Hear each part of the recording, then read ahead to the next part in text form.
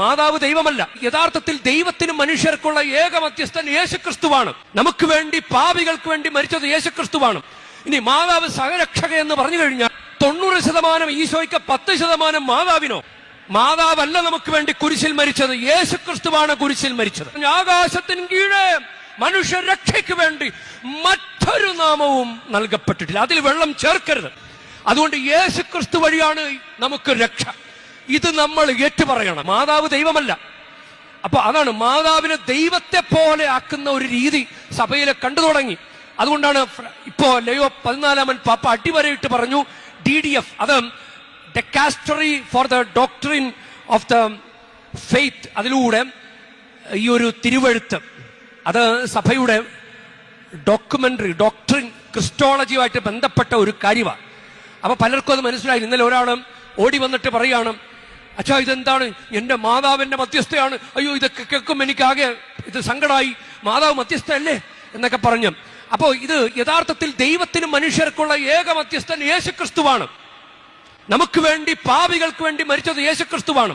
ഇനി മാതാവ് സഹരക്ഷക എന്ന് പറഞ്ഞു കഴിഞ്ഞാൽ, സിമ്പിളായിട്ട് പറഞ്ഞു കഴിഞ്ഞാൽ 90% ഈശോയ്ക്ക്, 10% മാതാവിനോ? അത് ശരിയാകില്ല. മാതാവ് പോലും അത് ആഗ്രഹിക്കുന്നില്ല. മാതാവ് സഹരക്ഷക എന്ന് പറഞ്ഞു കഴിഞ്ഞാൽ 10% മാതാവിന് കൊടുക്കേണ്ടി വരും. അങ്ങനെയല്ല. മാതാവല്ല നമുക്ക് വേണ്ടി കുരിശിൽ മരിച്ചത്, യേശുക്രിസ്തുവാണ് കുരിശിൽ മരിച്ചത്. അതുകൊണ്ട് യേശുക്രിസ്തു വഴിയാണ് നമുക്ക് രക്ഷ.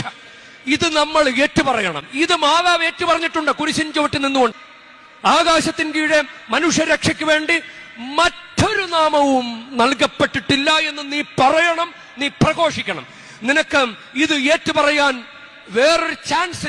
കൃത്യമായിട്ട് മരിയോളജി, ക്രിസ്റ്റോളജി എന്താണെന്ന് പഠിക്കാതെ എങ്ങനെ നിനക്ക് മനസ്സിലാകും? യേശുക്രിസ്തു ഏക രക്ഷകനാണ്. പത്രോസ് വിളിച്ചു പറഞ്ഞു, തള്ളിപ്പറഞ്ഞവൻ, എനിക്കവൻ അറിയാലെന്ന് പറഞ്ഞവൻ 10 മടങ്ങ് തീഷ്ണതയോടെ വിളിച്ചു പറഞ്ഞു, ആകാശത്തിന് കീഴെ മനുഷ്യരക്ഷയ്ക്ക് വേണ്ടി മറ്റൊരു നാമവും നൽകപ്പെട്ടിട്ടില്ല. അതിൽ വെള്ളം ചേർക്കരുത്.